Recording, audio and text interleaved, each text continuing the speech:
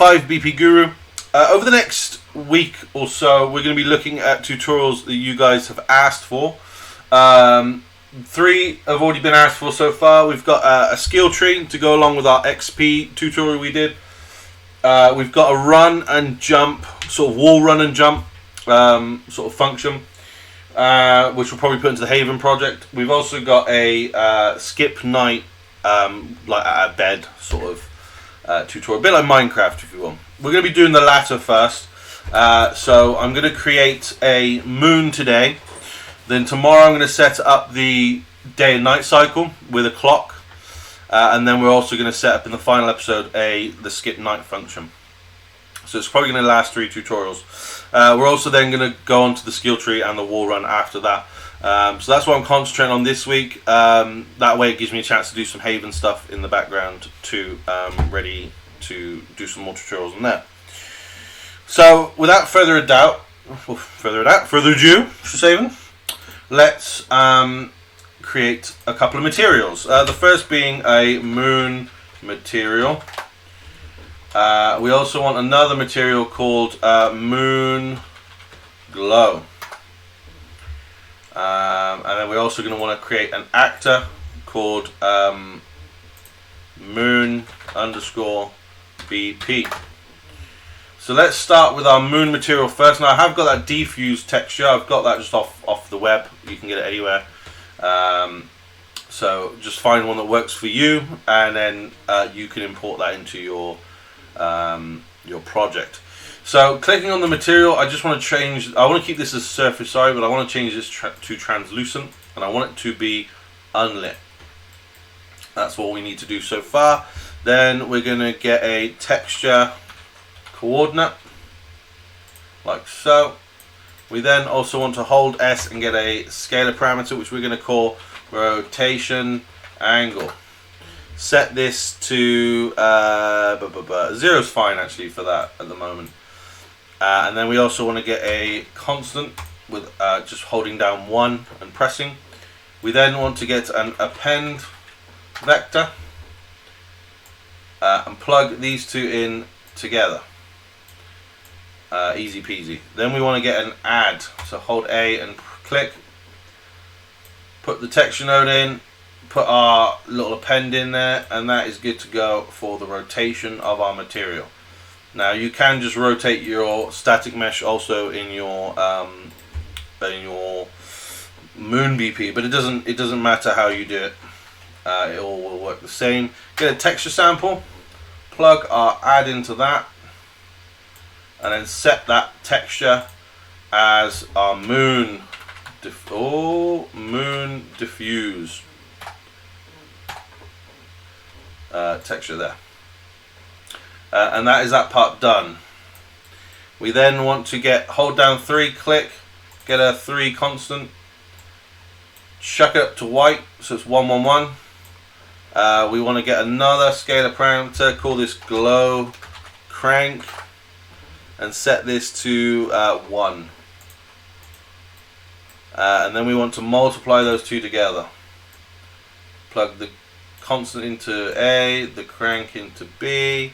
We want to get another multiply, and we want to just plug this into that, multiply A, and plug this multiply into multiply B to finish that section up.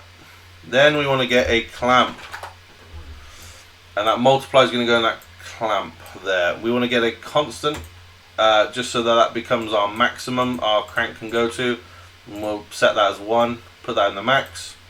And then we want to get another, hold down S and get another scalar parameter. We'll call this image saturation, and we're going to set this to very, very low, something like 0.03 would be fine. Plug that into the minimum, and then whenever we change that in our instance, we can it will only ever go up to 1 as a maximum. Okay. Make a little bit more space. We're going to need a lerp, so I might as well plug this into the B right now, so it's done. And then that lerp is going to go straight into our emissive color. Down here we want to get a camera vector.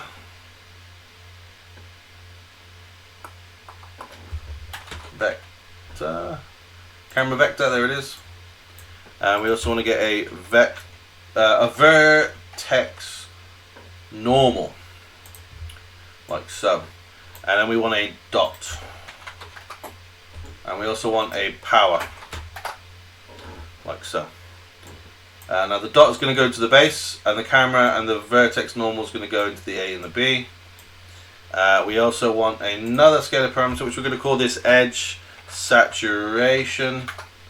We're going to set this to 0.1 and plug that into the exponent there, and plug that into the alpha.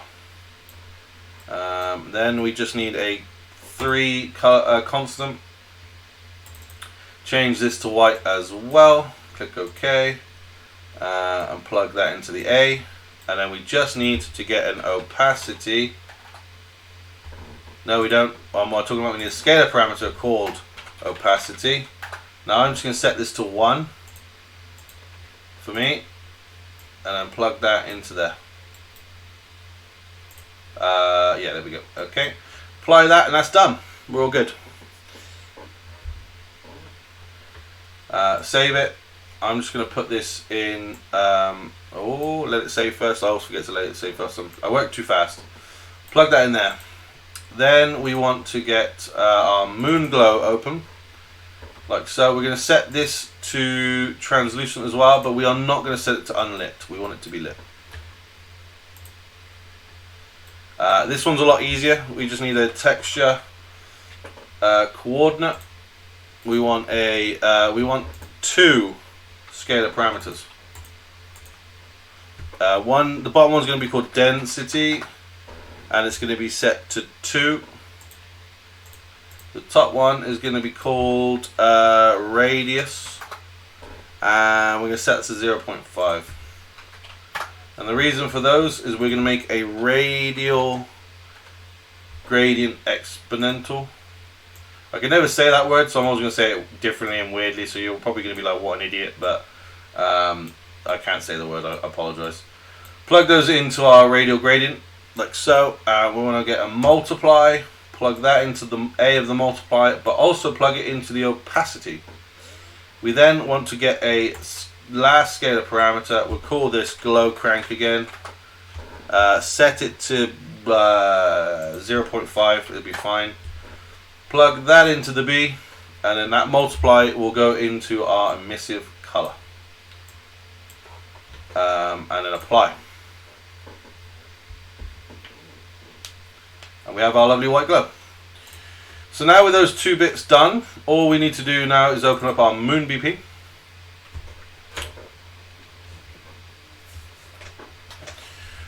We need to get 2 static meshes. First one's going to be called Moon. Make sure you're clicking on your default route when you set these new ones up, otherwise they will become parents of one another. Glow for the second one, and then on our scene again we just want 1 directional light, which we will be affecting in the next part. So compile all that. The static meshes, I just use spheres and planes, so a material sphere is fine. There we go. And then for the glow, we just want to get a plane. Plane mesh is fine. We want to rotate this to, I believe, -90 is going to be okay. Oh, where's my plane gone? Now if it's invisible, it's probably because it needs rotating the other way. Oh, so make it 90 should be, which side is it? Let's add the material onto it, and then we'll be able to see it. Glow, moon glow.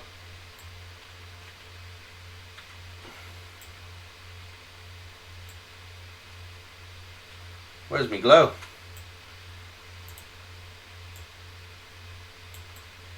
Oh, yeah, it is the wrong side. It's the wrong side. So set this back to, set it to 270. There we go. That looks fine. Let's get our moon material on there. Moon material. Beautiful. And then all I'm going to do with the glow is I'm just going to set it to be larger. So set everything to 2. That looks a lot better. And we've got our glow. I actually probably would want it a little bit bigger than that, I'm thinking. It's about how much glow you want it to sort of have coming off it. You might want it a bit smaller than that, to be honest, but when you're looking up at the moon now, you'll be able to see this lovely glow, this sort of halo it's got going around it. But that's the first part set up. So that's our moon. Hopefully this has been really, really useful to you guys. I'm obviously going to be using this in the scene so that the moon kind of comes up with the night sky. And then yeah, that's it's as simple as that. So thank you so much guys for watching. Hopefully you found this useful. As I said, I'm going to be tackling the sort of day-night cycle with a clock next episode. And yeah, hopefully you've enjoyed yourself. Leave a little comment if you want anything covered. And obviously like, comment, subscribe. And I'll see you next time. Take care. Bye.